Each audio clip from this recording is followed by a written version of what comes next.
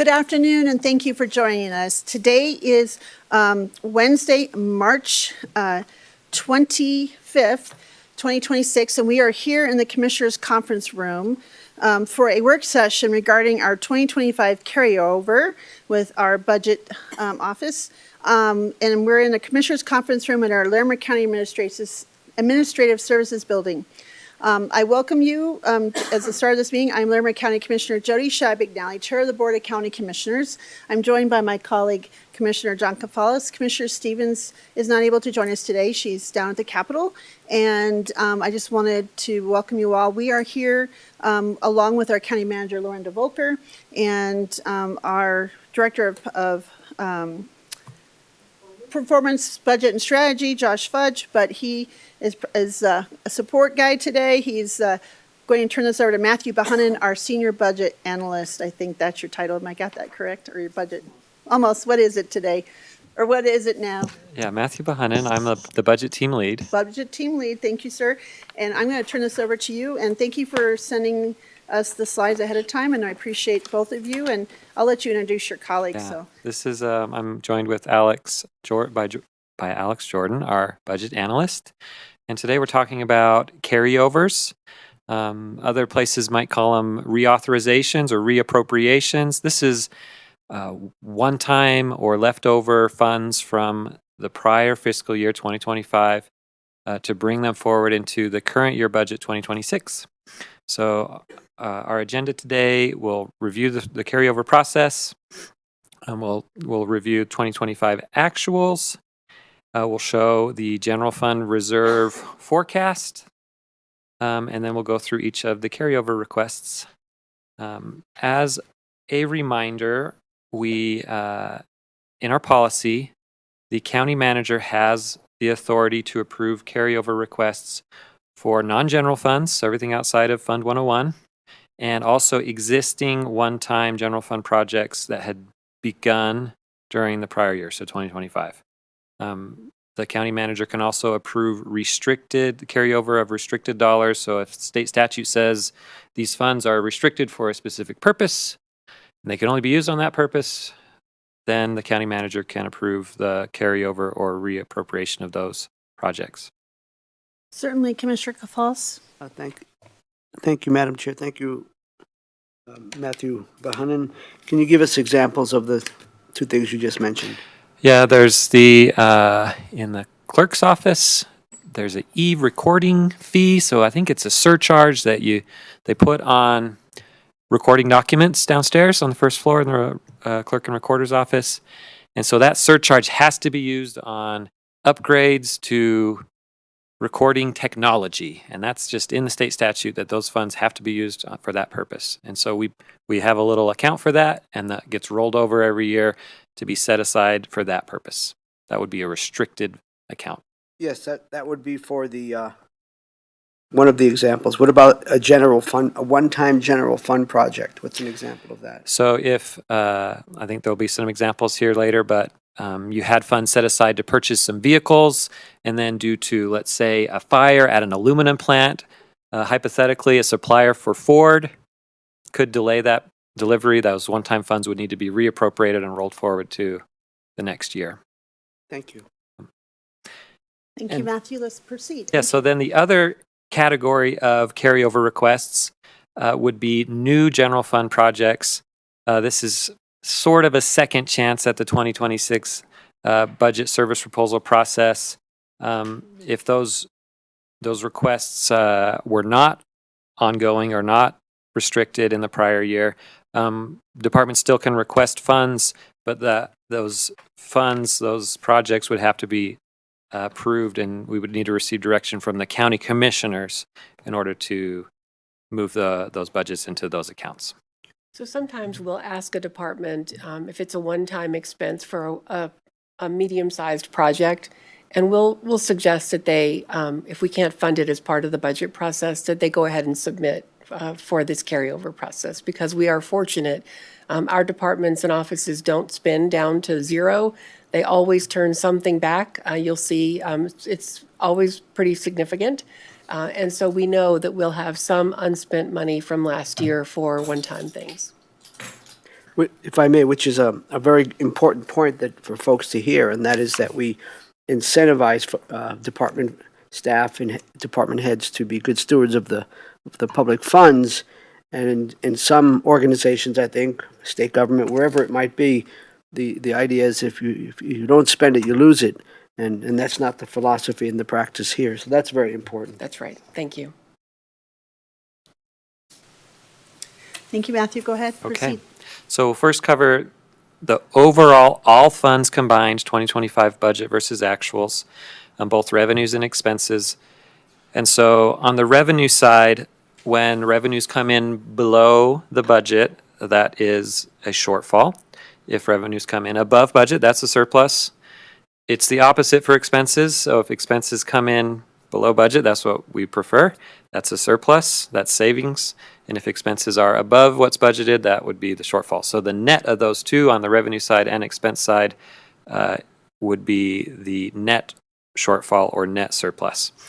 And so all funds combined, on the revenue side, we had a shortfall of almost $12 million. And on all expenses across all funds, we had a surplus of $93 million, which nets out to about $81 million total countywide for 2025. I will remind you that these are unaudited figures. Finance is still closing the books for the 2025 fiscal year, and there may be some slight adjustments to these numbers, but this is as of last week, March 18th. There's not a lot of story or narrative in this countywide picture, other than you can see the scope of all of our spending. This also includes internal transfers and internal charges, which we could talk a little bit about, but that's the big picture. So we'll go through each of the funds, the net surplus or deficit for each fund. Starting with the revenue side, in the general fund. So the general fund roll-up includes general fund, disaster contingency reserves, disaster response, and then section 125, which is a benefits-related fund that we need to separate for legal purposes. So the general fund deficit on the revenues, this was in the interest allocations account. So more interest revenues were allocated outside of the general fund than expected. So the interest earnings revenue line would be higher in outside the general fund than and lower in within the general fund. The disaster response revenues, those were unbudgeted but unreceived FEMA reimbursements related to the Alexander Mountain Fire, 2013 floods, and then a little bit in the broadband projects, which were changing. Okay, so that's the general fund revenue picture. I'll keep going. So I won't call out every single fund, but some of the bigger ones, the ranch, the certificates of participation financing was structured differently than expected. This came in at the end of 2025, so the budgets were not adjusted to match that final financing schedule. The building inspection fund, Fund 245, higher than anticipated building permits. Some of the deficits within the natural resources funds, how they fund capital projects is they have different funding sources like sales tax revenues or parking or park camping permits. And so they'll transfer funds within the department to fund the capital projects. So if a capital project is delayed, then they don't transfer those revenues. Those revenues don't show up within the budget. And so it shows up as a deficit. So just to clarify, for those listening to the public, because it's a complex thing that you're sharing, can you explain that again in another way? Yeah. Because I can see some people look at that and go, It's a big deficit in so just, natural resources. Just want to make sure, yes. Yeah, so when you pay off your credit card, it shows up as an expense in one account and then a revenue in the credit card account, right? And so we were expecting to pay off a capital project in our credit card account, let's say.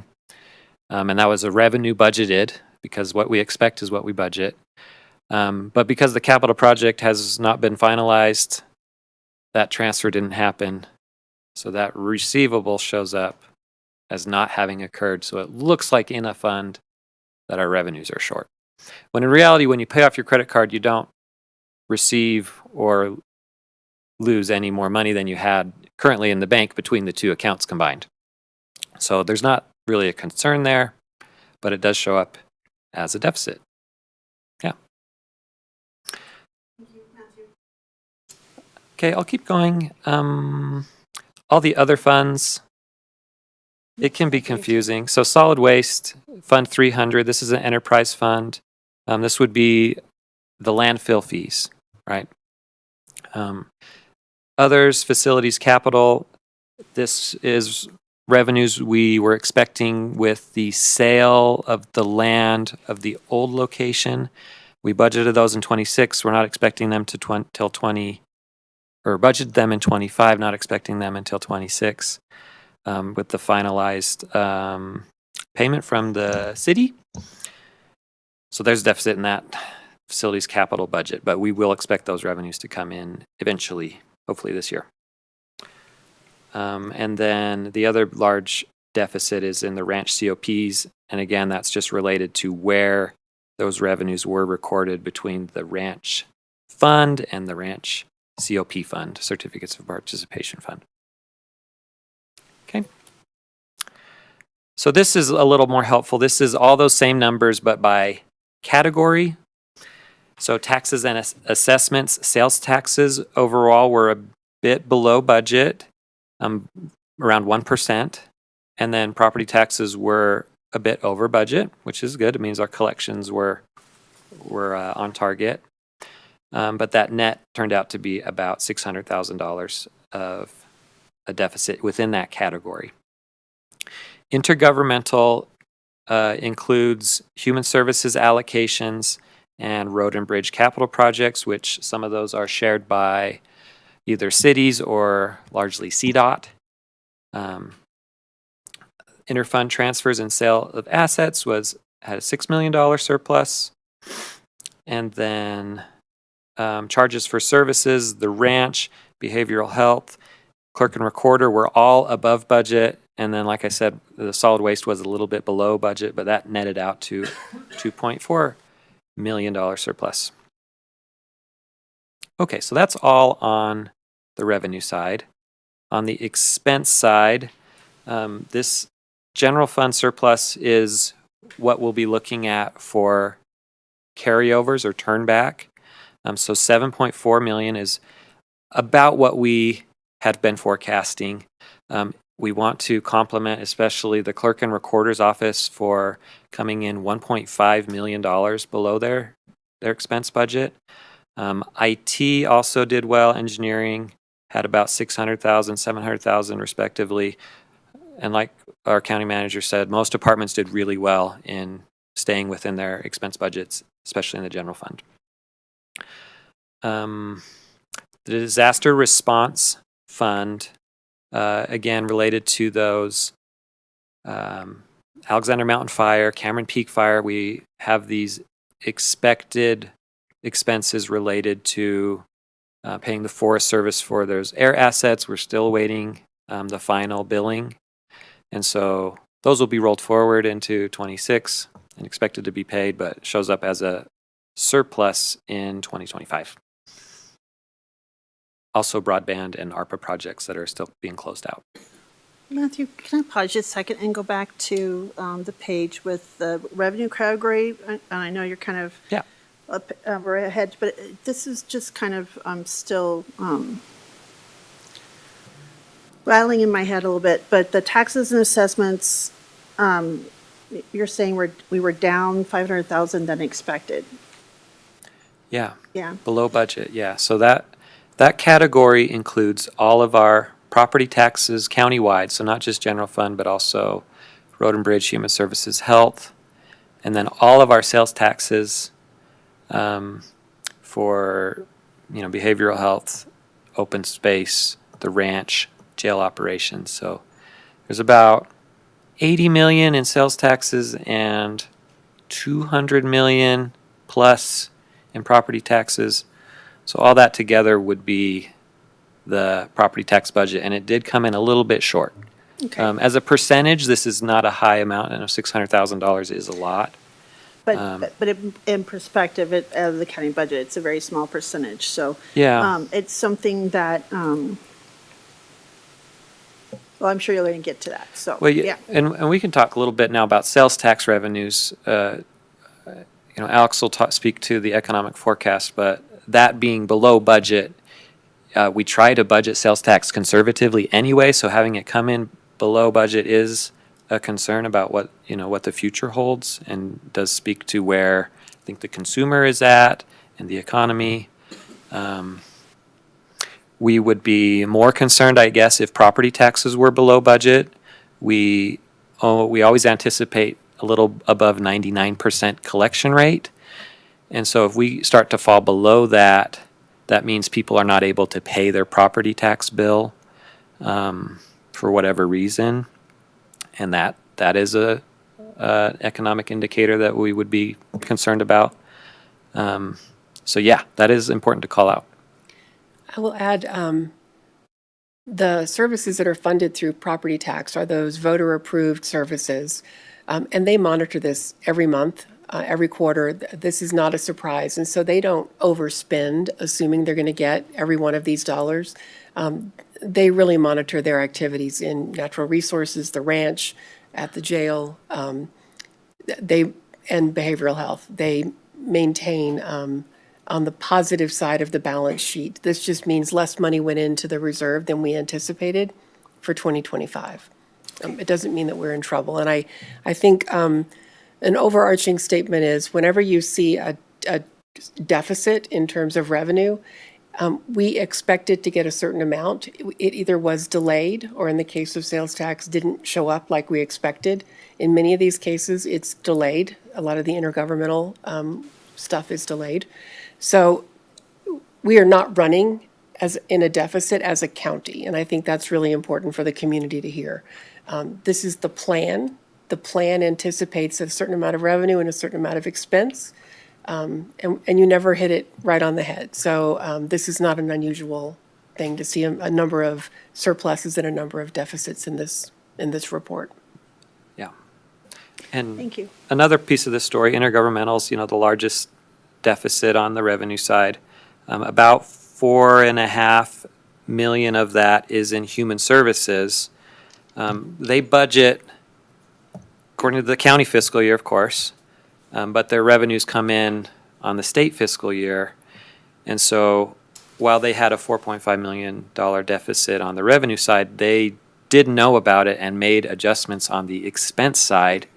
And so the human services program was about flat. It had a small surplus overall, but you'll see a deficit on the revenue side can be made up by savings on the expense side, and then fund balance balances it out in the end, either to the adding to fund balance or taking from fund balance. That's helpful. Thank you for letting us pause. I'm mostly just to help kind of slow down, make sure the Yeah. public is listening in, because this is really important, and I just trying to also just demystify some of this. So I Yeah. appreciate your patience. Thank you. Let's go to the special revenue funds. So there was a deficit on the revenue side of those natural resources capital projects I was talking about. There's the surplus on the expense side. So because we didn't spend those dollars, there's a surplus showing up on both sides of the program. And then what else to call out? Oh, the one shortfall was in the building inspection fund. And so just like if you budget something and then it doesn't come to pass, sometimes something comes to pass and you don't budget for it. They had more building activity than they expected, so the revenues were above budget. There was a surplus on the revenue side. There was additional work to be done on the expense side that wasn't budgeted. So there was a shortfall in that one program, which we try to avoid, and we've talked to them about how to adjust their budget mid-year if needed going forward. Building activity is hard to predict. I think that's enough to call out there. Solid waste, the surplus here is largely related to capital projects that were budgeted related to the North Landfill and Central Transfer Station. Similar story with facilities capital. The Emergency Services Building will be completed this year. We had budgeted most of those funds, 25, as a conservative budgeting philosophy. I don't think the project is delayed or over budget or anything like that. And then by category again, so a lot of savings within personnel. Again, about 4.5 of this is human services and a little bit across all other departments. Operating, a lot of the road and bridge capital projects fall into this category. And then just a little bit from all other departments respectively. Debt service, it's not technically debt. Certificates of participation. This deficit is related to that change in the amortization schedule related to the ranch master plan certificates of participation. And then again, internal transfers are related to those capital projects within natural resources and landfill. Go ahead, Commissioner. Thank you. Yes, once again, thank you, colleagues. Could you say more about how we achieve the surpluses, for example, in personnel and operating? It seems like we're running a very efficient operation and maybe either not hiring as many people. Can you speak to that? Yeah, if you would pull up, Alex, the total personnel budget countywide. So we try to budget conservatively. So at the start of the year, we will take all the positions countywide and we'll load them into the budget. And so then throughout the year, there's obviously vacancy and turnover for positions. Most of this 9.5 million is human services. Alex, what's the number of countywide personnel? Sorry, it's 9.5 million countywide. 5 million of that is from human services. But the total expense budget for human services, 25, was $45 million. it's got to be more than that. 40. Oh, for the whole county's 261. Yeah. Yeah. So the $9.5 million surplus is out of, what did I say, 261 61. million. So those vacancy savings, it could be a department holds a position vacant, which they do in the case of human services when they're not seeing those state allocations at the same level as prior years. It could be there's turnover in a position and a long tenured person retires and they're replaced by a new lower paid position. Temp overtime payouts all come from this category too. So if we budget more overtime or more temp wages than we need, we may see savings in that regard too. But generally, we try to budget more than we would need. If I may, I just think this is more than interesting. I mean, I think we have some good philosophies, long-standing philosophies with the county budgeting conservatively and all of that. But I think these savings in personnel are in addition to the fact that our budget still allowed for staff to receive cost of living adjustments and merit raises. That's correct. I think that's significant. Yeah, absolutely. Lorinda, I know you want to add to that. I think that's a great point. Thank you, Commissioner. Yeah, I think that's exactly right. We do a really good job, I think, making sure that we are market-based. We don't want to be the highest paying organization, nor do we want to be the lowest. And departments do a really good job in evaluating the positions. So they may have a vacancy and decide perhaps they don't need that level of accountant. Maybe they need an accounting tech. And so they'll reclassify a position lower, or they'll make other changes that create these kind of savings. So it's not unusual. We have about a 9 to 10% turnover rate. That means at any point in time, we have vacancies across the organization. Even when we do a recruitment, it can take 3 or 4 months to fill a position. And so it's not surprising to see personnel savings, but it's a really good point. This does include recognition that you all have granted cost of living and merit increases pretty consistently across the board, which is, I think, why our rates are so low for turnover. And just, if I may, just one additional comment that I think it's, not to belabor it, but I think it's important, an important highlight, and that is, in addition to all that we've just all said, another thing that is unique about the Larimer County budget process is that one of the first things we do is look at personnel costs. We kind of, Yeah. I think, as you have said, budget team leader Matthew Bahanin, we bake that in early on. I don't know if you want to comment on that, sir. Yeah, we go to the 10 county budget conference and we talk about how we budget versus other places. And other places will look to see how much they have available and then set salaries according to that budget. We feel that in your philosophy, the commissioner's longstanding policy is pay should be based on the market so we can hire good people.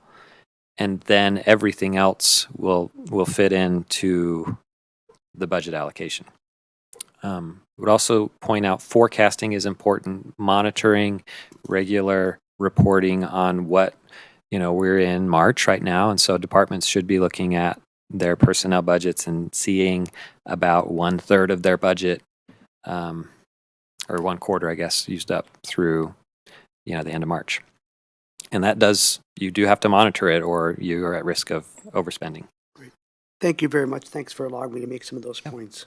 No, I appreciate making those points, Commissioner. I think it's important overall for the general public, but also for us and maybe even staff who are listening in who are interested in the budget. This is a complex thing, and one thing I appreciate that I've learned and really have come to appreciate after understanding how other counties do it. Not saying they're doing it wrong or right, but I appreciate how we do it. We do this all year round, and having this conversation and sharing and being really transparent and accountable to the public and to our staff, I think it's really important. So I'm glad that we're asking some of these questions. But, again, talking about the surplus or deficits, these are not just that we're sitting on, these are going, again, to reiterate and reinforce that this is money that is intended for projects, but they're just there right now because they're for lots of reasons, but it is going. Yeah. Yeah, so, okay, I appreciate it. Let's keep going. Okay. And appreciate the economic update too, and Yeah, I'll turn this one to Alex. The state just came out with their forecast and he's going to talk about it. Yeah, just a brief update on the economy. That's right. So we're calling this one a little bit cloudier this year. There's an ongoing, as you probably know, energy crisis. We're closely following the situation in the Middle East, which could have some potentially cascading effects across the rest of the economy, depending on how that plays out. There's a slightly higher risk of recession right now. Consumer spending is still growing, but it has slowed some. Inflation is still above the Federal Reserve's target. It's at 2.4% right now. We're seeing some higher rates of consumer debt delinquency, particularly with regards to credit cards. Job growth has still grown and continues to grow, but it's relegated mostly to healthcare, the healthcare sector, and we're seeing it slow down elsewhere. And while the unemployment rate, which is currently 3.8% in Colorado, is below the national average, which is good, we are seeing the labor force participation rate decrease. So what that means is that if people are retiring or exiting the workforce, it could artificially mask a lower unemployment rate than what's actually out there. So we're still watching things, and the economy is still humming along. Right now, we're not in a recession, but we're looking at a potential for that in the next year or so.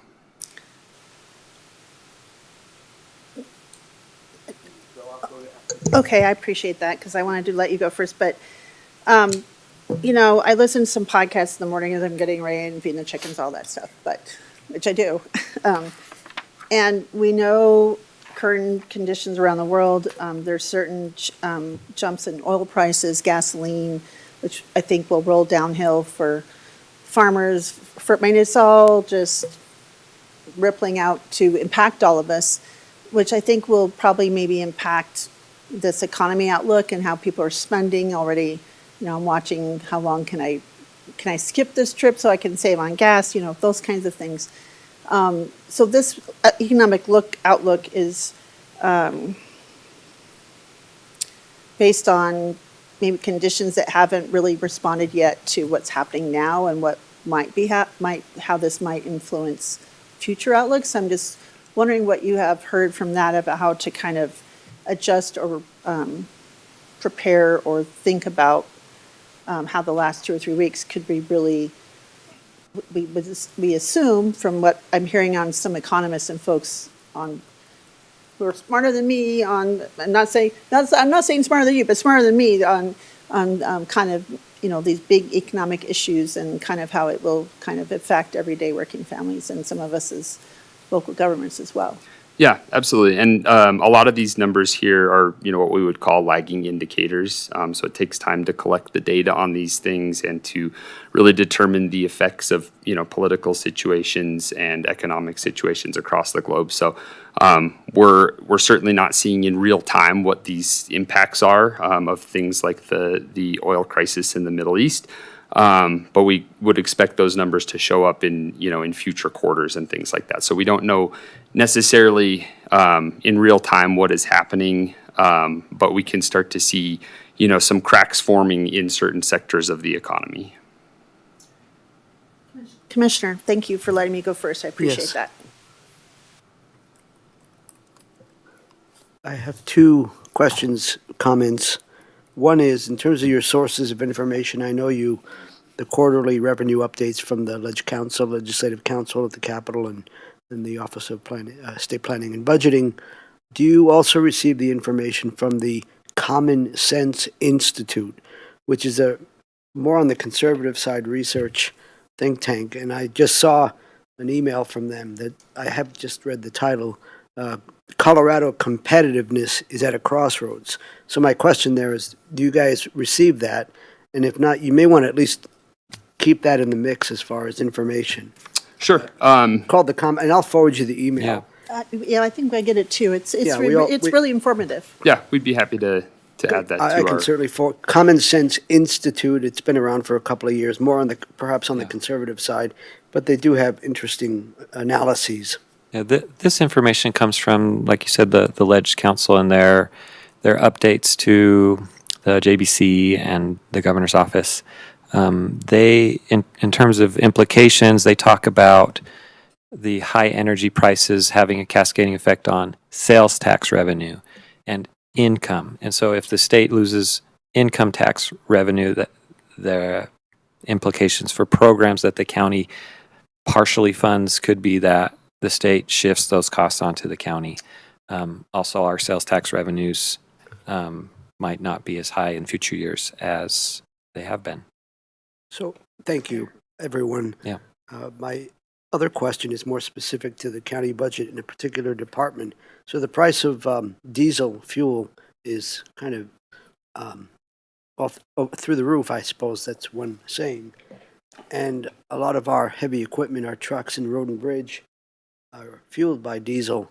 So what is the impact on their budget, and how are we making adjustments there? So I meet with their department tomorrow morning, and I will ask them that question.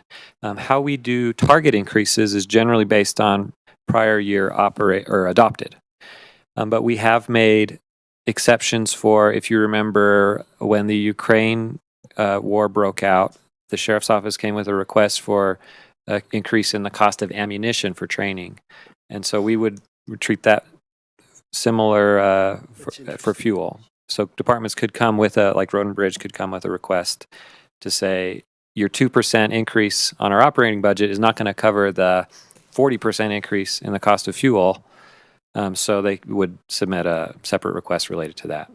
That's how we would address that. And I think Also- Loren would like to add. We typically will watch, 1 month does not make a trend, and so we'll watch this over time and see where it ends up by the third quarter.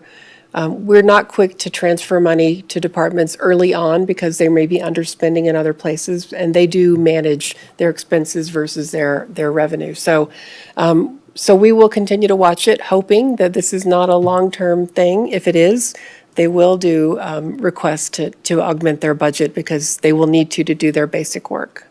And the same holds true for unleaded gasoline for our sedans and pickup trucks around the county as well.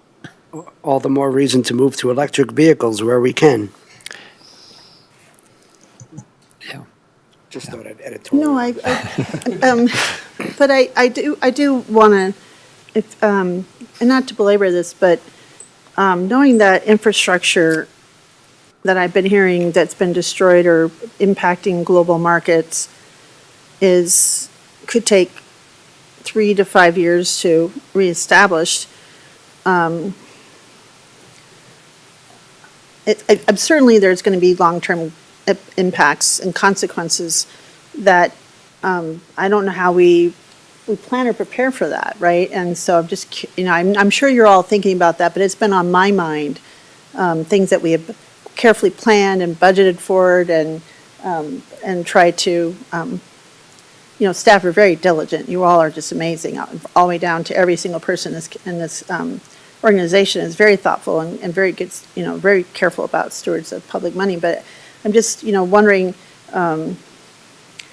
with all the other resources and constraints and things that have come down from the, changes with HR1 and things, it's just something are we kind of keeping over here as something to maybe keep a close eye on, prepare for, because those expenses we have, the sheriff's office needs to drive their vehicles. We need to have road and bridge doing things, we have rangers and riding around checking on spaces, and I'm just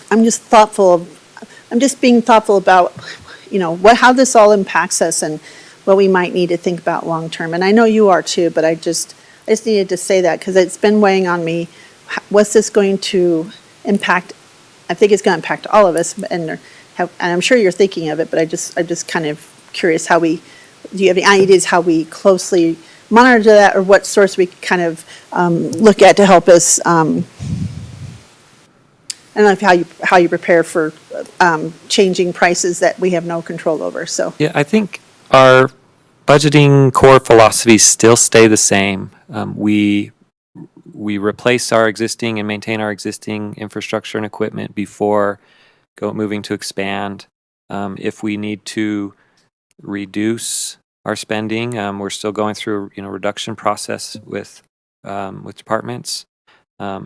So if our costs exceed the growth of our expenses exceeds the growth of our revenues, we will have to find ways to bring that within budget, regardless of the source of the cost increase. And so we'll stick to our fiscally responsible budgeting philosophies of living within our means. These issues, well, they're different every year. It seems like special session, state or federal cuts, inflation, COVID. We still will live within our means regardless of what comes our way. We'll try to keep healthy reserves. We'll make reductions where we need to, if we need to. But this process of continually monitoring helps us know what may be coming a few years down the road, so we can be prepared if we need to make difficult decisions. I appreciate that. Thanks for kind of letting me ask those questions and work through that, because I think it's a lot on a lot of people's minds, and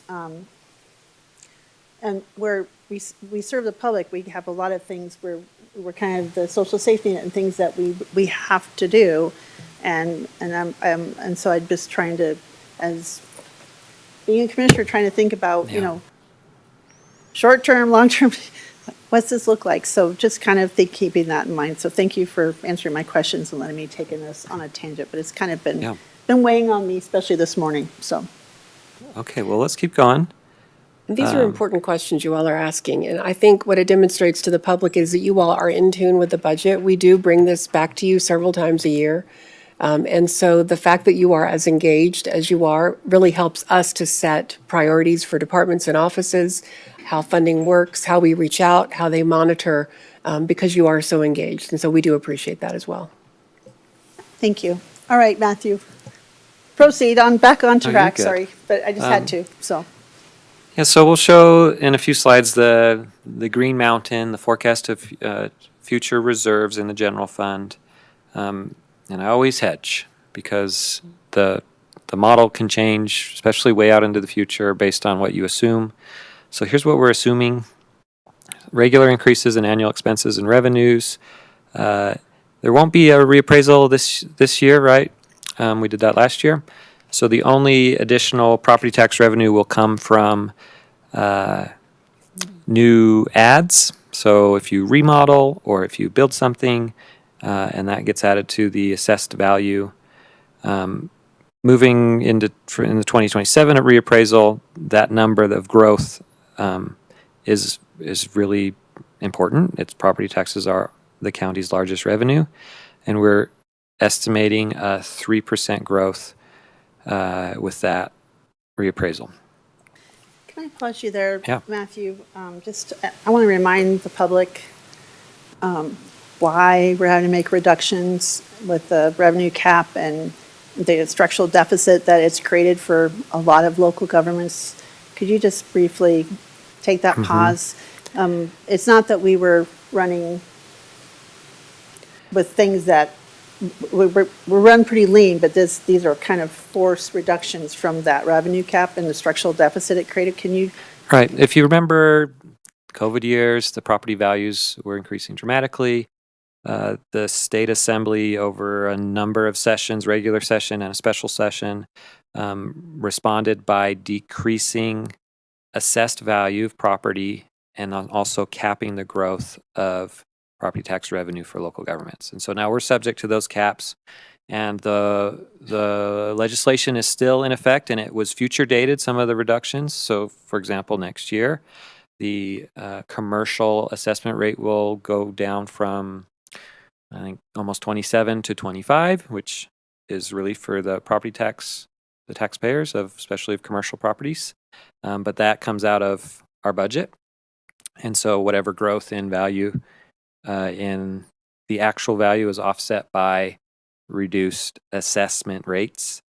And so we're looking at, flat or declining property tax revenues where our expenses are still going up. And we do have a lot of capital needs that are being unmet. So we set aside funds for service proposals. We set aside dollars for disaster recovery. But to get to a structurally balanced budget where our ongoing revenues are more or equal to our ongoing expenses, we have been going through a reduction process. County manager set a target of $6 million of general fund savings by 2027. A lot of that was achieved in the current year budget, through some difficult decisions that you all made and looking at our revenues too. And we are expecting to achieve another 2.4 million in reductions through 2027 and beyond. This 2.5 growth in budgeted general fund sales tax revenue may be surprising based on what we just talked about with the economic outlook. But just to remind you, we set aside about 10% of the general fund jail sales tax revenue in a sales tax administrative fund. It goes to reserves, specifically for this purpose of balancing spikes and declines in sales tax revenues. So the 2.5 growth in general fund sales tax, it may be just we adjust how much is set aside in the reserves in the sales tax fund. And we can talk about that more before the target work session and the kickoff of the 27 budget process. And the revenue cap is in effect in the forecast. Now, what's not in the forecast, there is significant reductions happening at the state right now with the legislative session. We had a ballot item fail related to road and bridge transportation capital expansion needs. So those, we're not budgeting that those needs will be met. Across the street, there is ongoing need for Justice Center court expansions. We don't have a dedicated funding source for that at this time, so it's not in the forecast. Also, it's like a severe recession is not in the forecast where property values decline or sales tax revenues significantly drop. On the, what do we call them, upside risks. So there could be some good things that happen, benefit the forecast that we are not contemplating. So if the price of oil and gas rises, property tax revenues related to oil and gas properties could go up. It would be likely a one-time benefit. We've seen this in the past where the price of gas goes up and then unexpectedly the property tax revenue related to those parcels goes up. We're not forecasting that at this time. If it does come, it would be one-time revenue. Those are reappraised every year by the state, unlike other properties. And other new revenues, like a lodging tax or a new sales tax or new property taxes, those are always on the table, I guess, if the voters would approve them. And we're not forecasting that happens, but it could. So, with all those assumptions set, this is the outlook for the general fund reserves. We are in a structural deficit, or projected to be in one in 27 and 28. As we implement these reductions, and then as tax increment financing districts expire in the 2030s, we would achieve a structurally balanced budget. And then ideally we would add to reserves again. The blue line and the yellow line, that's kind of our target zone for reserves. 25% of ongoing expenses would be like the maximum top we would want to see. So we're above that right now. We're healthy.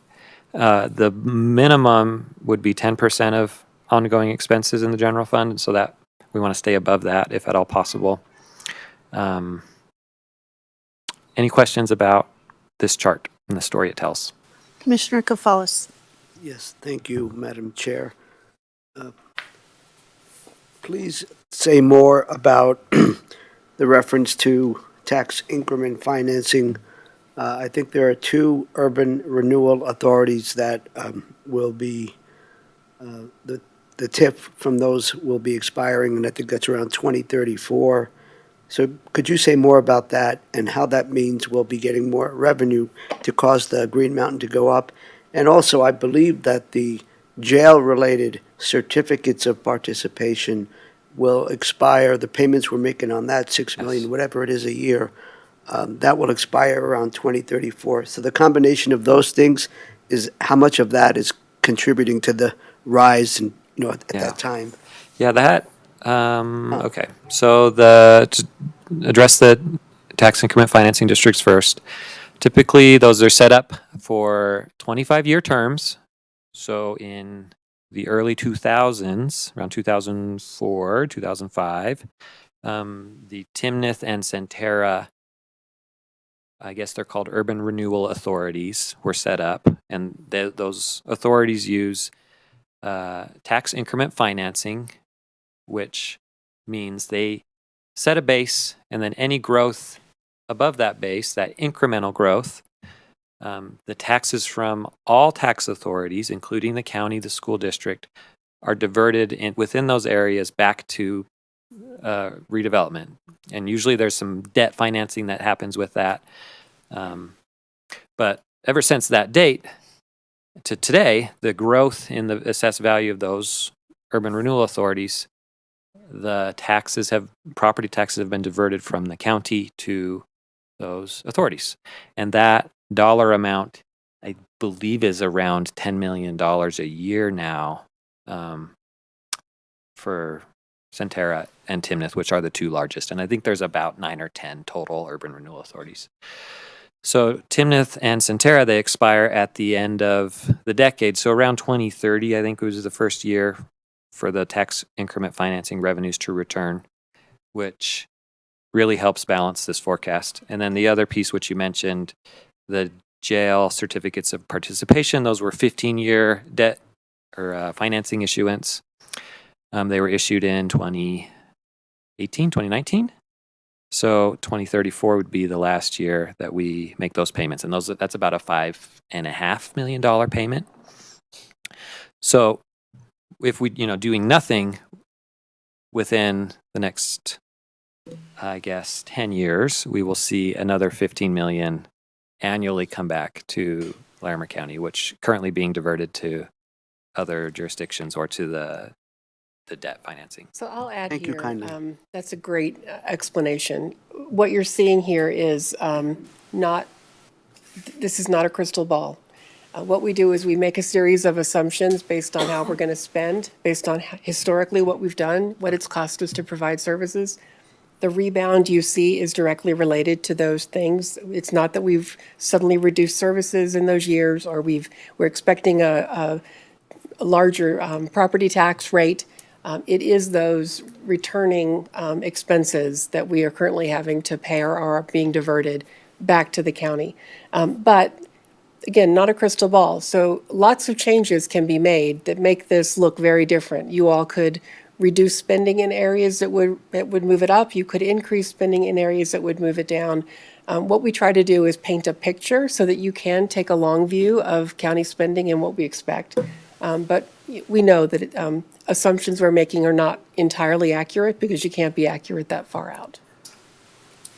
I will also add that this does not show the level of service of programs. Right. So if we are bare bones meeting the bare statutory minimum requirements and we're structurally balanced, that doesn't mean it's a good program or a bad program. That just means it's a financially balanced program. Right, that's right.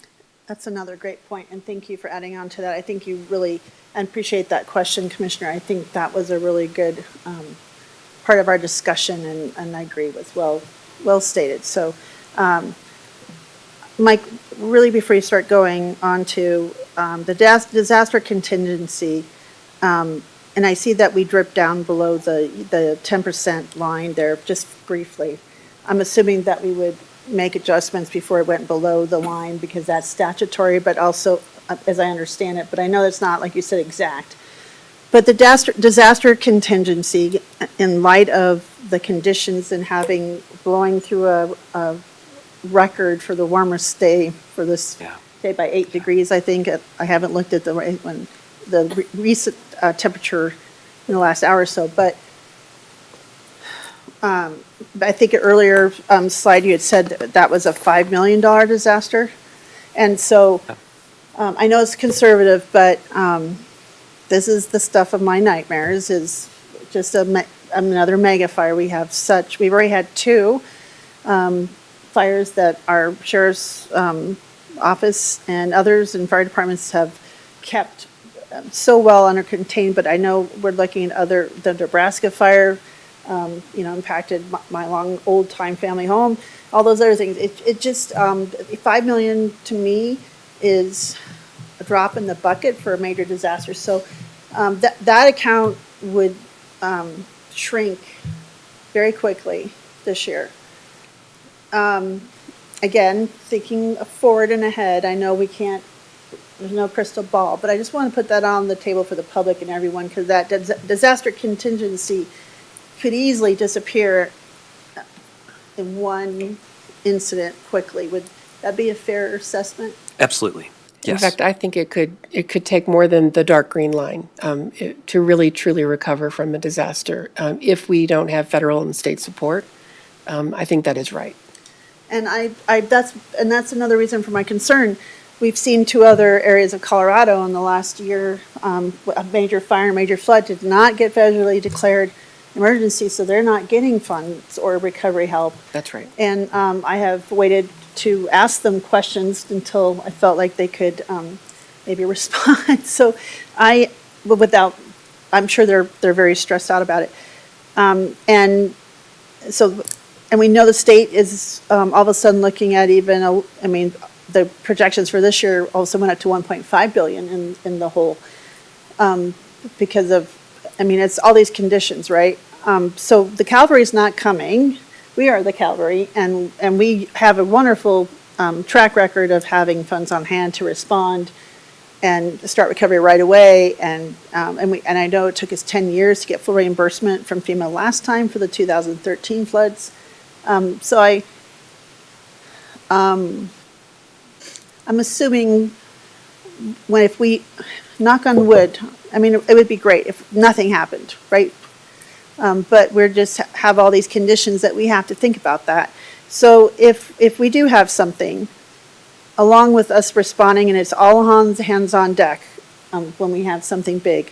But how quickly or how would your projections or numbers, would they start right away as we're kind of looking at these funds and doing and kind of starting to make adjustments? So depending on the year or time, or does that wait till we get through the time of a disaster?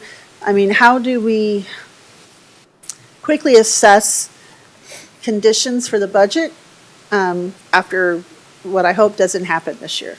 I guess that's my question. I mean, if I'm making my question clear, I apologize, but I've been thinking a lot about this, and so just waiting for the right time to ask, and maybe this is the right time to ask.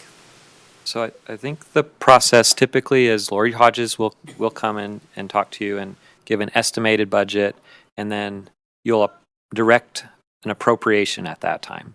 So like Alexander Mountain Fire, I think was the most recent medium disaster.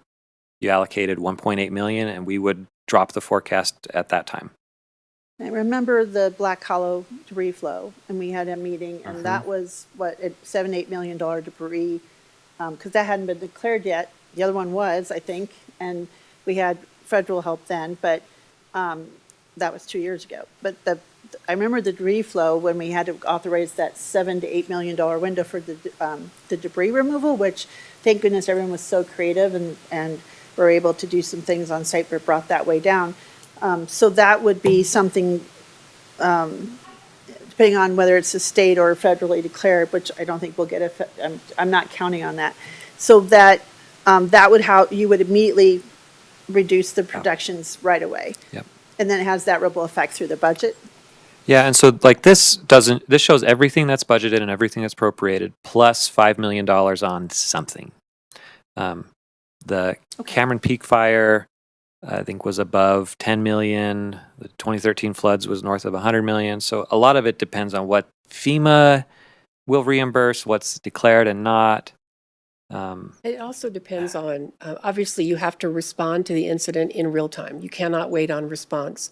But recovery may take longer if we don't have the funds and we don't have the partners at the federal or state level to help us. And those are policy decisions that we bring to you and you all help us make, understanding the expense, the revenue, where we think we're going to get help from, and you all help us create the pace of that recovery. And if we're relying on ourselves, it may take longer. Thank you for that. I guess that was the other thing that was on my mind, because I realize we've been very fortunate to try to get recovery going quicker, but it might start right away, but it might take longer. So thank you for letting me ask that question. But I always look at that, and I know it's there and why we have it there. And we've worked very hard as a board. I think it was one of the decisions we made right away to make that contingency fund for these reasons. And I think it was a very prudent and very good decision to have that. But knowing when you had that 5 million, I'm grateful that you put that in there, but I'm also, that would be great if we something. It could be low. Yeah. It could be low. That would be wonderful. We'll hope for the best. Plan for the worst, plan and hope for the best, and just appreciate you letting me bring that up too, because I wanted kind of with this map, just make sure people understand that kind of, that dark green line is, but I see it dipping, and so you have a process for that as well. We do, and I will add for the public that this line does not drop because you all have increased spending or added programs or grown government. And I want to make that really clear. This is the cost of doing what we're doing now, not adding new. We have a small percentage built into future budgets for unexpected increases. Maybe the state requires us to do a new thing and they don't provide funding to go along with that. We need to be able to support departments who have those state mandated services. So this does not contemplate any sort of growth in government, which you all have not talked about or advocated for. Thank you for sharing that, because I think that's very important. It's just doing the cost of business as of day, keeping the light, basically keeping the lights on what we have to do. So thank you for that. And thanks for entertaining me for another tangent, but I think that was important since that was there on the thing. But I know we have more slides. Let's keep going. Appreciate it. So the next section is all about the carryover requests themselves. So this is just a summary of what has been requested and then what the county manager is recommending. So again, here's those three categories, those carryover types. and so 4 million's been requested. We're recommending just shy of 2.8 in carryover from what was requested. So we'll just dig in right to the requests themselves. A is for assessor. We always start at the top. And there's 2 requests that would require commissioner direction, payout request, and then also a 2025 final report production. They had about, I want to say, $130,000 in turnback last year in 2025, and so these are needed expenses, but we feel that they could be covered potentially with the existing budget. And so you'll hear me repeat this, but as always, if a department is on track to be over budget within a fiscal year, we have a process as we do the 27 budget development in the fall, where they can request additional funds. And if these items or anything else would put them over budget, we would ask them to make the request again at that time. So for payout requests, we have a lot of long-term employees who are retiring, and that does have a cost that we don't have. Often departments that are small or medium-sized don't have set aside. We encourage them to let us know what those are in this carryover process, even though you see us recommending nothing right now, because we don't know where we'll end up in 2 more quarters. It could be that they have a different vacancy, there's salary savings, and they can absorb it and it's not necessary. It's just too soon to tell. But they're not asking because they're not trying to cover their own bases. They're asking because that's our process. We encourage them to do that if they know there's a retirement or a payout coming. Okay, let's keep rolling. Yeah. Thank you. So the next one would be carryover for the strategic plan budget. Typically, we've recommended carrying this over in the past. We've found that the actual spending in this budget is lower than what we have budgeted. So we've requested it from ourselves, from the commissioner's office, county manager's office, to ourselves, and we're not recommending it. So one of the reasons is, you might recall that this year's strategic plan incorporates the Community Health Improvement Plan, the Climate Smart and Future Ready Plan, and so there are other funding sources that come along with some of these other plans that we've coordinated. And so while in previous years, we've needed a fund to set up hire a consultant to do a study or to do some other work like that, because this is a broader and more aligned plan, we just haven't seen the need. And so we are budgeting for the strategic plan in 2026, but we don't need the additional carryover of what we budgeted previously. So there's still money there to support the efforts of the teams.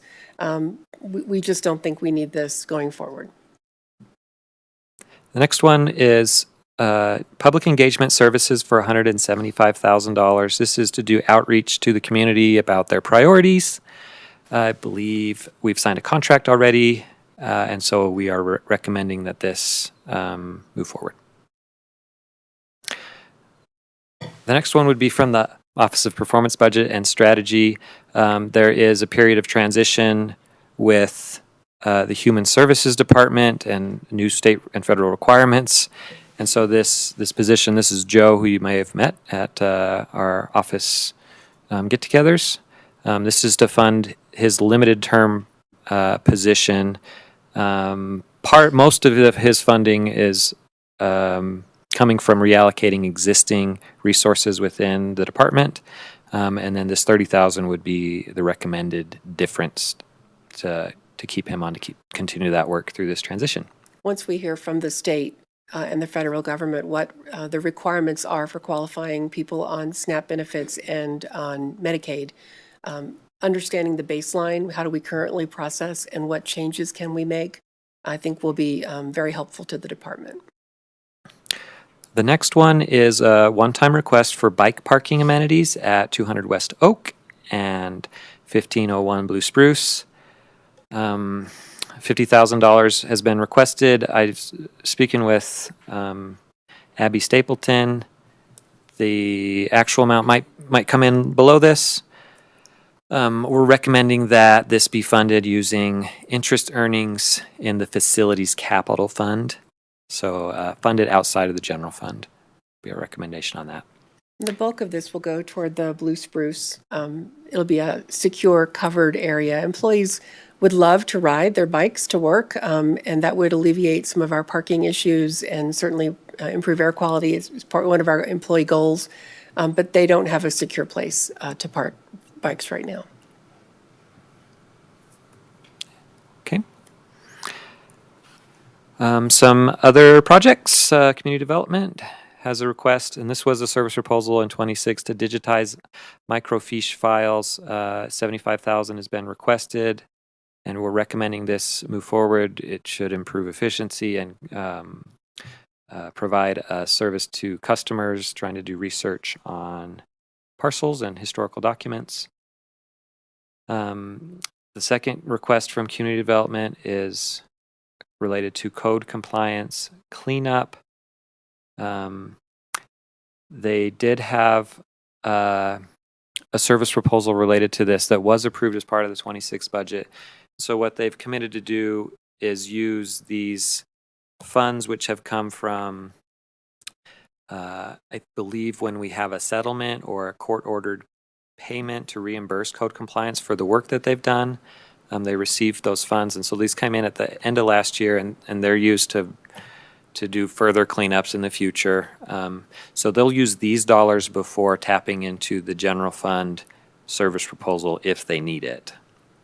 So they often come to you and say, we've had complaints, we've worked with the property owner, we need to get in and do cleanup to create some safety issues. And it can take 5 or 6 years before the property sells for that lien to come forward. And so at the end of the year, they did receive these funds, and because they're doing more cleanups, we think it is wise to make sure that they have funds to do that work. I appreciate you sharing that. Overall, and maybe this is a question for community development at another date, but over maybe 10-year history of this kind of process, because, I know this does take a long time. And a lot of folks have, and I don't blame the public, it's sometimes very frustrating how long it takes, but a lot of that's out of our control as a county.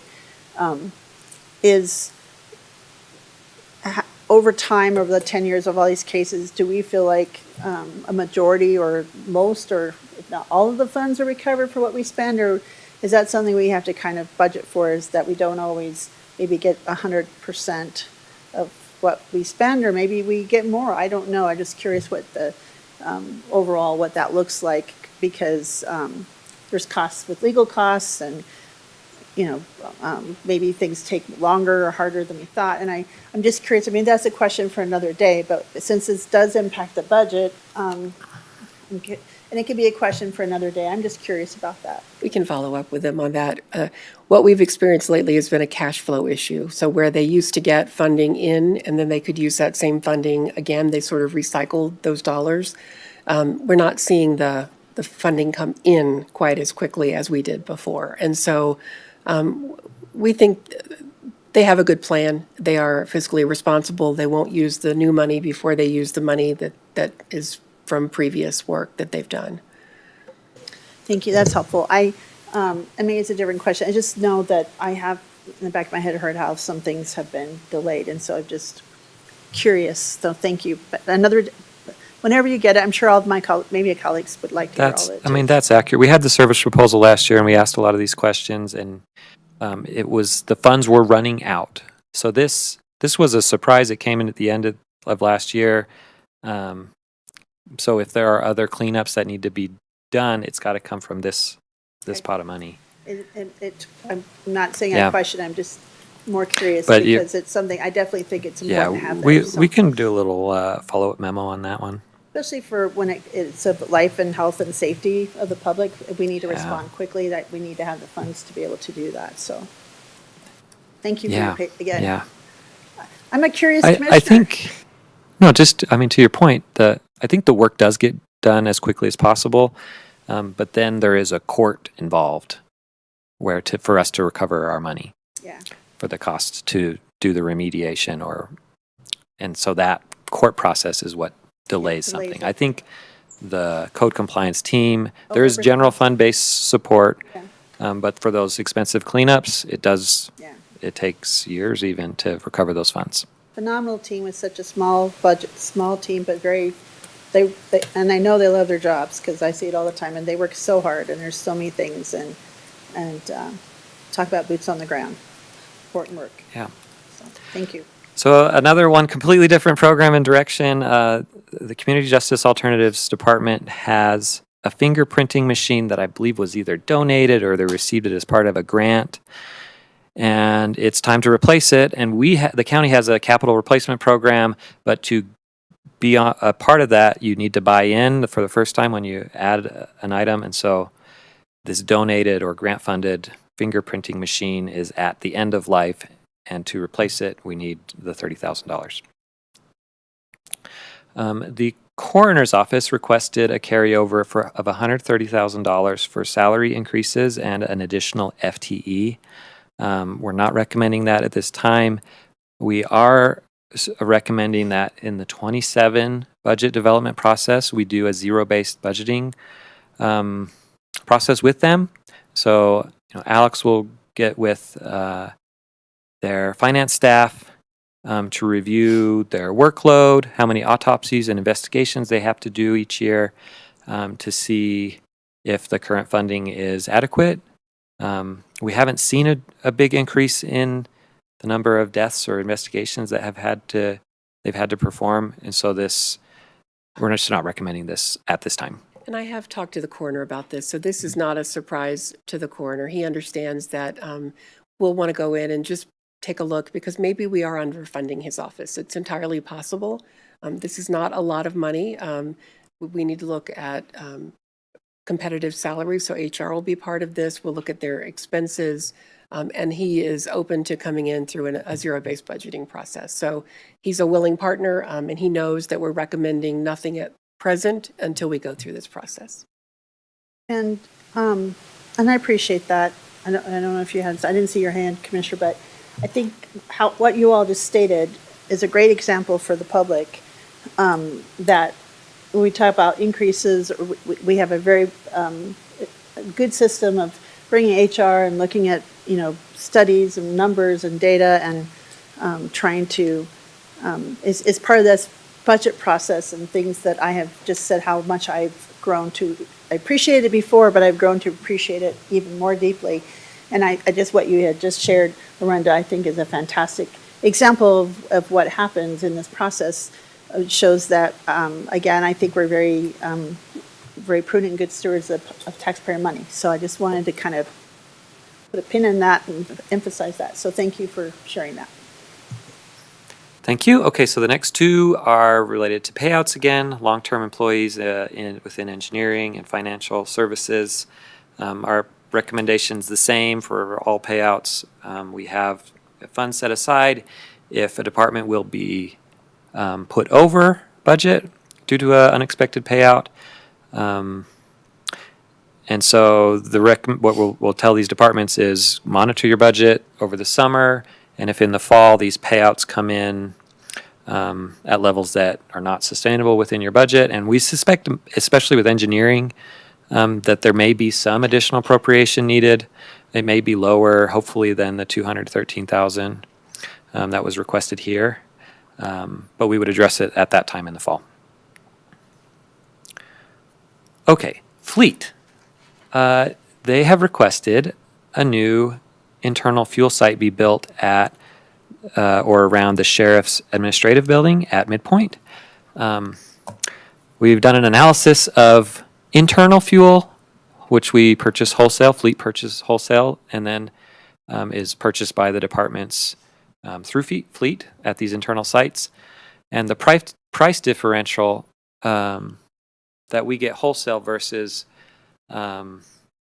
at external commercial gas stations is about 60 to 65 cents a gallon.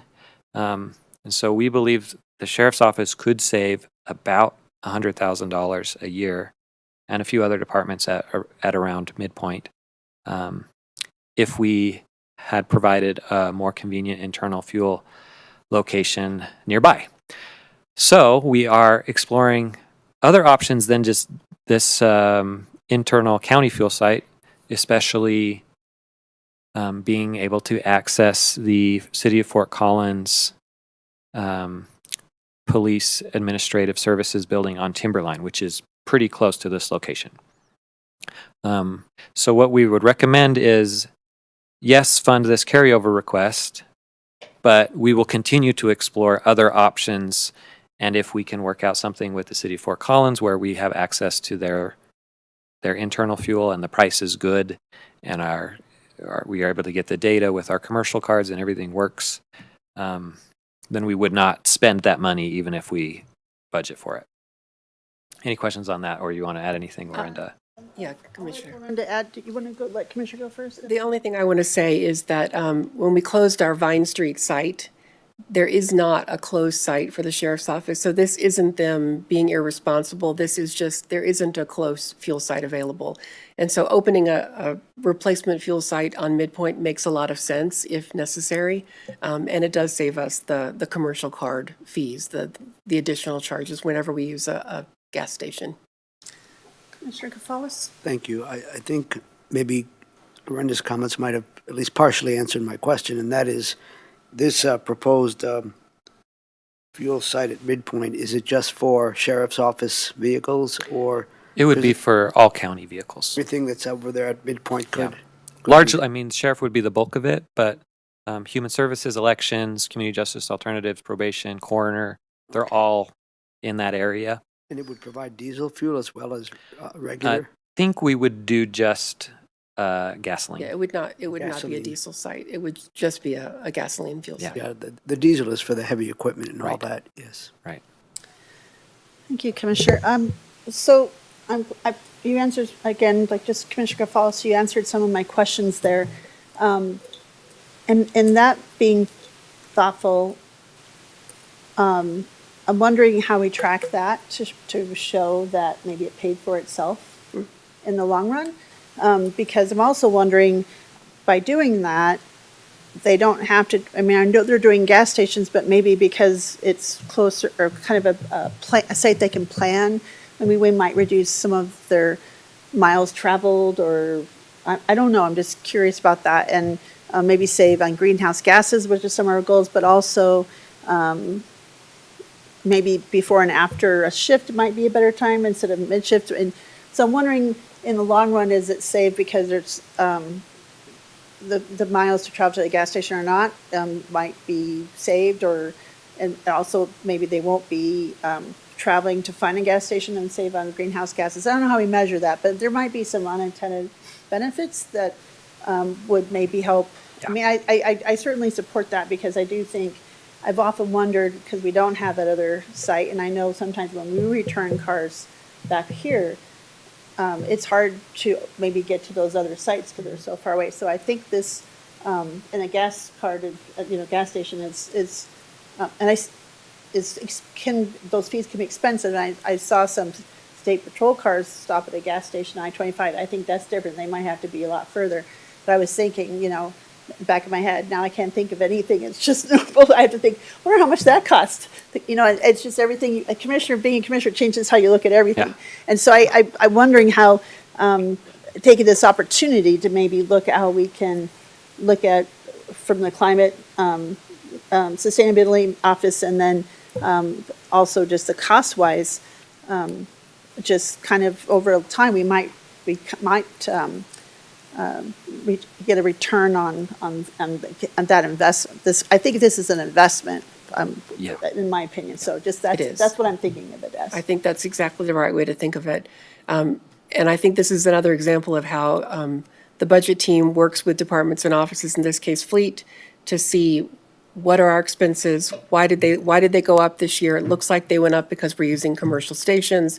What do we do about it? A relatively small investment becomes an asset for the county, not just for folks at Midpoint, but for anyone in a county vehicle. So at the same time, it would sure be great if we could take advantage of the police services building if they have capacity, and they may not have capacity to handle the number of vehicles we have. And so we're at that stage right now where the city is working with us. We are good collaborators, and we always want to try to share where we can. That may not make sense, and so we are suggesting that we go ahead and budget this fuel site because we think it's 50-50, whether or not the city may be able to accommodate that number of vehicles. Can I just commend all of you in this room right now, budget team and our county manager, and I'm sure the assistant county manager had someone that's do this too, but, and maybe Leslie, I'm not sure who all, but I want to commend you all, monitoring, like you said, and seeing why did this go up, and then looking for innovative approaches. You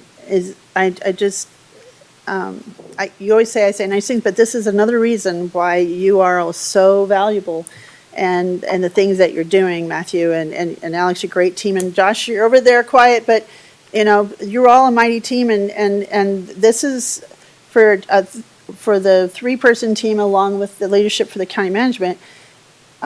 Just some innovative approaches to really help us be good stewards and run lean. And this is something that also might address some of our, I think it could be also the savings with greenhouse gases and less mileage on cars. And I mean, all those things.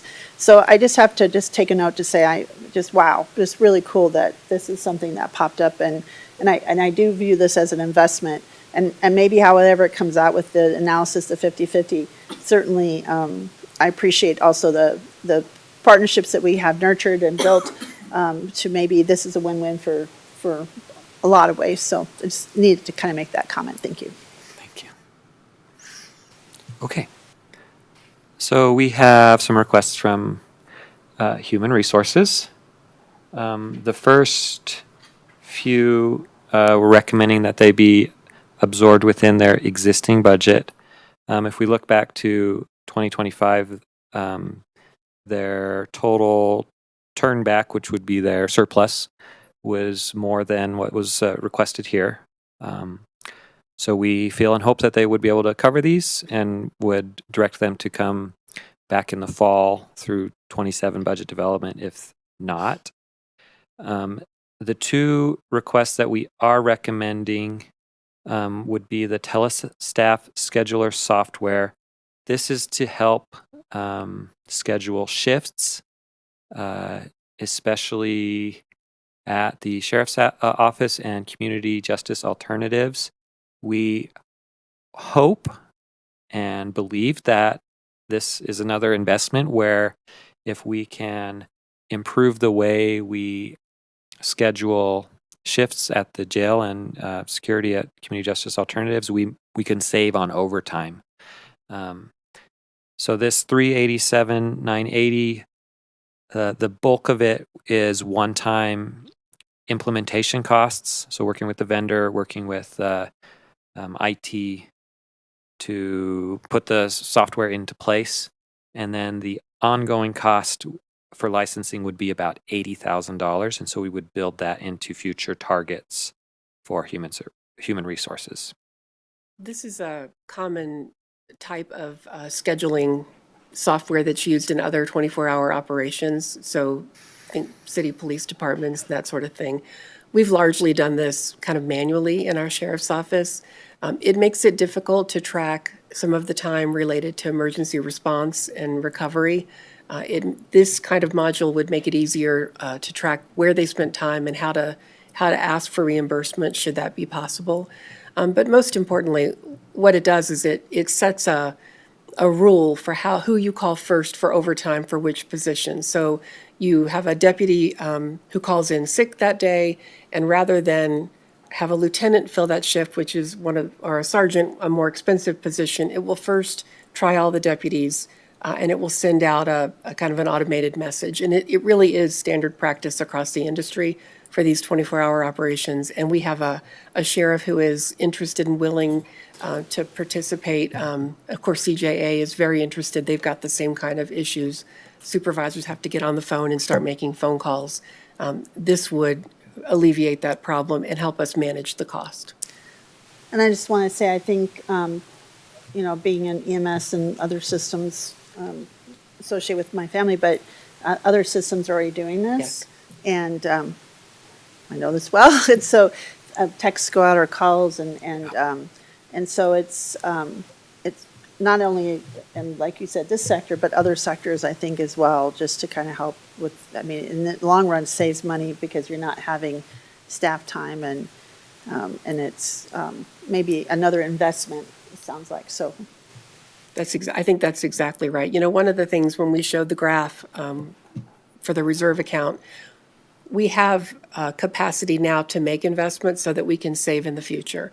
And that is what we're looking at very closely. So you'll see the fuel site, you will see this telestaff investment to help us maybe navigate that dip a little better and have the tools in place. Thank you. The next one is a very similar request. Scale is much smaller. This is replacing our NeoGov recruiting software with an add-on for our existing payroll software. And so the 15,000 would be one time to work with the UKG consultant to implement that. And we're, again, looking for increased efficiency with recruiting, and especially the phase where the recruitment ends and you're handing it off to onboarding. Would help departments and HR work more closely together. Okay. So those are all the commissioner direction requests where it's new funding, it's a new project, and commission direction is needed. Any changes to our recommendations, any further questions on that before we jump into the county manager direction requests? Commissioner Kafas? I support the recommendations. I did have one clarifying question. If, going back a couple of pages, the strategic plan carryover, the recommendation is 0, and that's been explained. I wonder, does that amount 330,000? How does that correlate with the previous page under commissioners?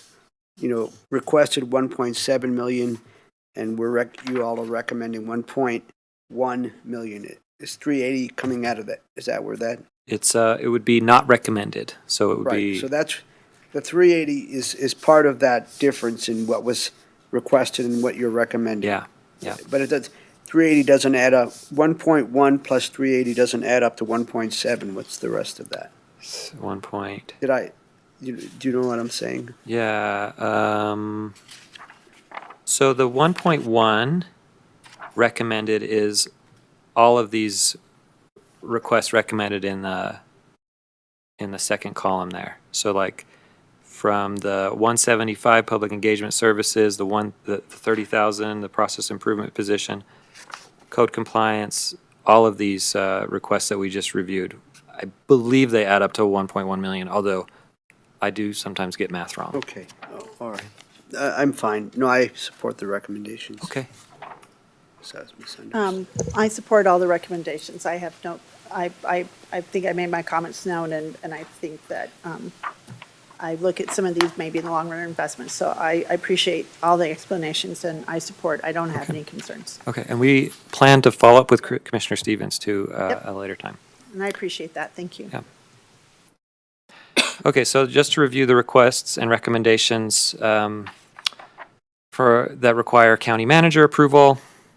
The assessor has requested that appraisal consulting continue into 2026. This is related to some of the transition that's happened with the retirement of a long-term employees at the assessor's office and training them up and keeping them up to date on the latest standards. The postage request for 2026 notice of valuations, we hope that could be covered with existing budget. Then the emergency management is carrying over some funds related to National Forest Foundation grant. The Climate Office of Sustainability and Climate has a request for the PIRS scorecard modeling and policy analysis work. I believe this is with Texas A&M. It's already been contracted, but not yet complete. Right. And I believe we discussed that in that work session with them. Yes. And I think we kind of gave direction then as well. So just, Yes. from just making Yeah. sure my memory is correct. Thank you. The IT steering committee projects, this balance goes towards funding process improvement, software upgrades, and is committed to projects in 2026. So again, that's a carryover. We're in the middle of, or toward the end of a project that was begun last year and funded last year, so we need to carry the money that goes with that forward. Yeah. Community development received a grant from DOLA related to accessory dwelling unit fee waivers, and so recommend rolling that forward, that grant match forward. Oil and gas policy consulting, just a note on this one. This has been an ongoing project or consultant that we have relied on many years in a row, but the funding has always been approved 1 year at a time. And so we would recommend building this into future targets. We don't see this need going away. And so it would be, we recommend part of their 27 base budget in community development. So they don't need to ask for it every single year. The housing action plan, $7,000 was requested. This is, I think it's the second step of the housing needs assessment, and we hope that this could be covered with existing budget in their department. They had a vacancy for longer than expected, and so we think that that may be able to cover this. If not, the work will still continue. We may ask them to come back at the in the fall. And a quick question, and maybe this is for parking lot for, maybe ask community development later. We've had that consulting in place for a couple of years now. That's kind of stayed steady, or has it grown, or? The oil and gas consulting? Yeah. Yeah, it's stayed steady. Okay. Yes. Which is, and I have no problem with it because it has been extremely productive and helpful in a lot of ways. Is that, I'm assuming we have a partner in Fort Collins that also is using some of the same consultant and maybe contributing. Is that ongoing as well, do you know, or is that something? Okay. Yeah, that partnership continues, which is one of the reasons that we think this is so effective. It's a regional approach to policy around oil and gas, and he really deals with northern Colorado and has a strong voice. It is one of your philosophies to advance some of these issues, and we don't have the staff person, nor could we do it for $50,000. It really is a specialized area, and it is a great investment. And I kind of wanted to kind of, you just made my point. I was going to share that because we've taken this regional approach and shared kind of the work together, it's been a good cost savings for taxpayers with, I think, really amazing benefits. And having run into this consultant sometimes at the state capitol is he's, going to hearings or on our, helping keep us in the loop and advocating for things. I see it in action as well as some of the results. So I kind of wanted to point that out because I know some folks will say, 50,000 for consulting, but really this is a really maybe prudent and very effective way for us to maximize that expertise. And it's been very helpful for getting the outcomes that we really wanted to see achieved. So I just wanted to kind of note that. So thank you for letting me kind of address that. And I really appreciate your regional comment. That's really important. Thank you. One of the ROIs, just for the public's sake, is the idea of shutting in closed wells. He was really a strong advocate. So what we have done, we've been able to access state funds to close in these wells rather than use local funds. And so that alone has far more than paid for what we give to him each year. You must be reading my mind, Lorenda, as I was trying to add that up in my head. So thank you for that. Thank you, Matthew. Keep going. Just wanted to kind of, I'm trying to highlight some things I think are important to expand on. So thank you. Yeah, this is admittedly a lot of information.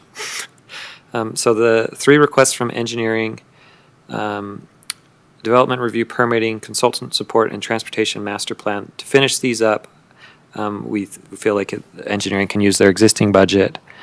I do want to talk about the I-Care flood mitigation. This is really this is a carryover request for year 3 of a 3-year approval related to flood modeling at Box Elder Creek, Coal Creek, a few other floodplains. And so met with them yesterday, staff from engineering, and these projects take years because they include approval from FEMA. These are the floodplain maps that is used for insurance purposes and for permitting, what kinds of bridges need to be built where. So they're critical funds. Originally were approved for 1.3 million. They are anticipating that to do the original scope of work would require additional funds, and the timelines have been extended. As you've seen, these carryovers have been requested year after year. What I suggested to them yesterday was that in 27 they submit a proposal that kind of ties this flood mapping and modeling up, where they can either receive additional funds to finish the original scope of work, or you can determine what priorities, along with the county engineer, would be needed to stay within the existing budget. Thank you for that explanation. Also, just wanted to ask, because this is a really important public safety issue, I'm assuming that there always, I don't know if there was any grants that we're seeking, or is this just something that is kind of for us to deal with? I'm just curious. I'm not saying that I don't agree with this, but I'm just, and I know those are shrinking too, but, this public safety issue, I'm assuming we're always kind of looking for how we might, because I think this might be ongoing, and so just curious about that. Yeah, they did say there are other creeks and other drainage areas that could be analyzed and modeled and improved upon. It's a very big county, but these were identified. ICARE stands for Internal Climate Action and Resilience. Right. It's an internal county team that looked at different ways to be resilient to climate change. And so this is a piece of the puzzle. There's also stream gauge monitoring costs that are within engineering that are separate, related to the fires.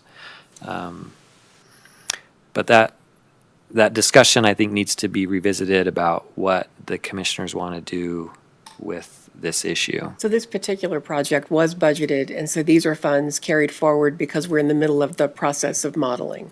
Anything new would come to you from a policy level to say, yes, let's do more of this, and we prioritize these areas based on what engineering brings back to you. So this is to continue the current work.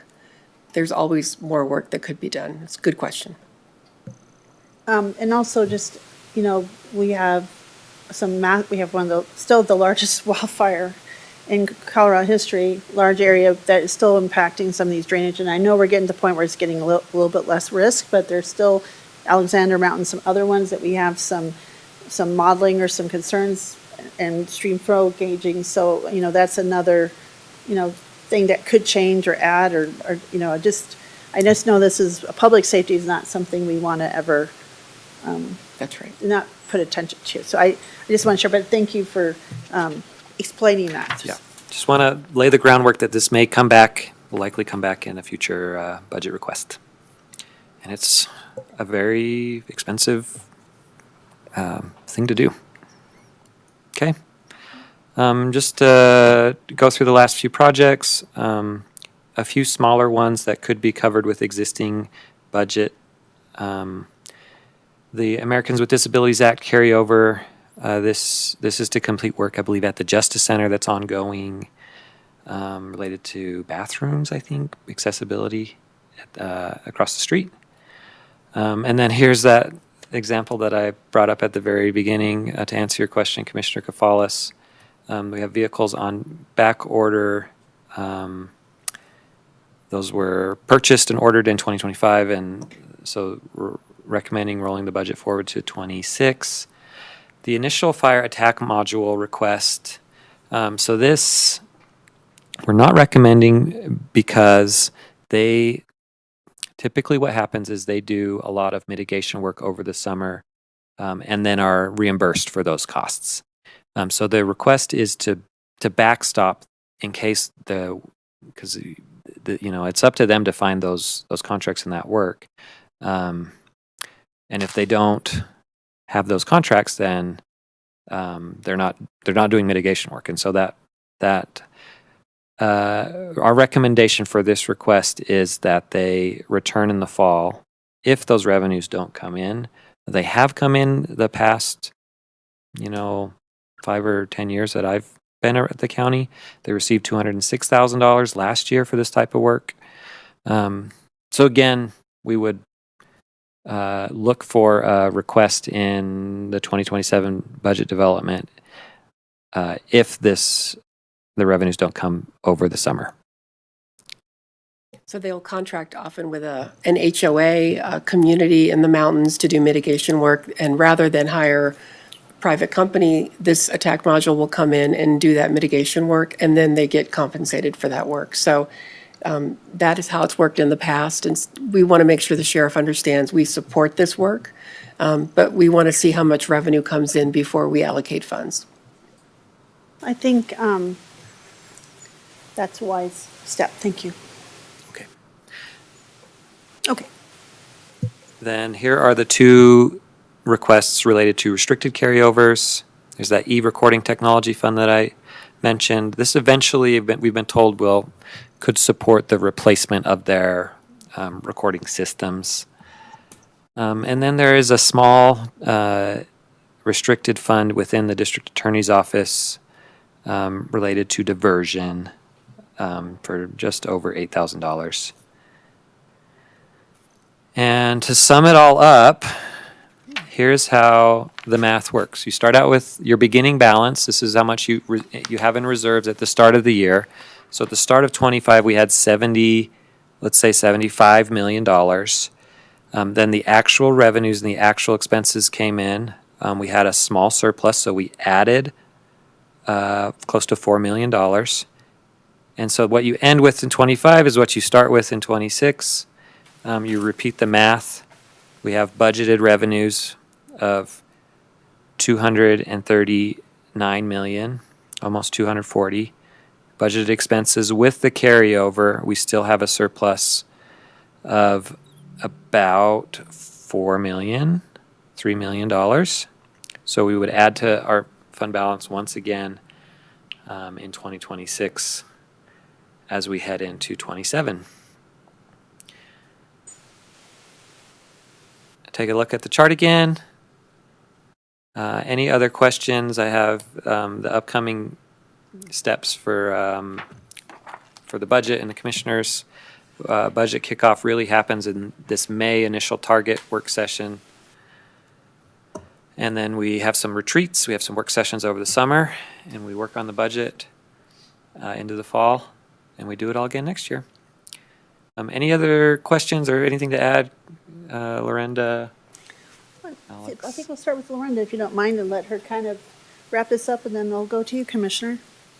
I just want to say thank you. I appreciate that you all let us go through this in such great detail and that you are interested in why we're carrying things over, why the request came in, what is the plan. I think I hear my colleagues, not everyone has the level of interest that you all do and the level of support for saying yes or no to some of these requests. And so, again, thank you for that. Your deep knowledge of the budget and the budgeting process, I think, is what helps, and that, I think, is attributable to our budget team. They do schedule regular check-ins with you throughout the year. This isn't the only time you talk about it. It's kind of the wrap-up before we kick off in May. But the number of retreats, the number of work sessions, the touch points that you all allow us to have with you is really important. And the budget team, you do an outstanding job meeting with departments. You're viewed as a partner, not as the budget police. And I think that is a real difference in this organization. So thank you to the three of you for what you do and the way that you do it. Thank you, Lorenda. Commissioner Kafalis. Yes, thank you, and certainly amplify comments made by our county manager. Just want to, you guys know, I want to reaffirm how competent you are and how much you pay attention to detail and how you communicate with us, and certainly for the public to better understand these complicated issues, and certainly for me to better understand these complicated issues, even though we've been through this 7 or 8 years since I've been around. So I'm very appreciative of that. And I also want to extend a genuine invitation to the public to participate in this process. We always try. We've tried various tools over the years.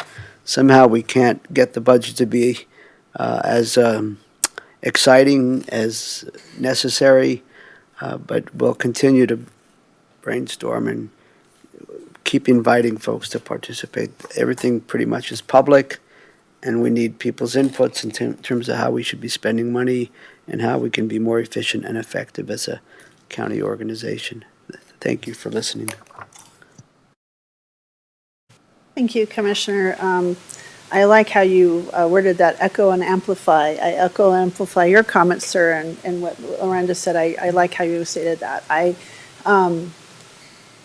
I'm always impressed with how you build the story, tell us the story, help us walk through this. It really helps us kind of work our brains through the process, and I'm hoping it works for the public too. And I agree. I hope people would engage. People will engage more. But I try to show that Budget Explorer to someone new every week, and they're always like, "I didn't know this existed." So there's that there too. But I think these things are so important to help kind of, like I said, demystify what this is all about and how this works. And I'm still amazed with this budget on the complexities, even with federal and state funding coming in and out. And I know you have other support things, but it's just that this collaboration, the need to kind of work this, and also trying to forecast for us is can be challenging at times. But I can tell you all just love this, and I hope we're not budget police, but we are responsible for the budget. But I think that idea of this partnership, that you're trying to help everyone, stay within budget and understand the complexities, but also we all know everyone's trying to do the best job we can for our constituents and our public, and that costs money. And we're always trying to do more with less.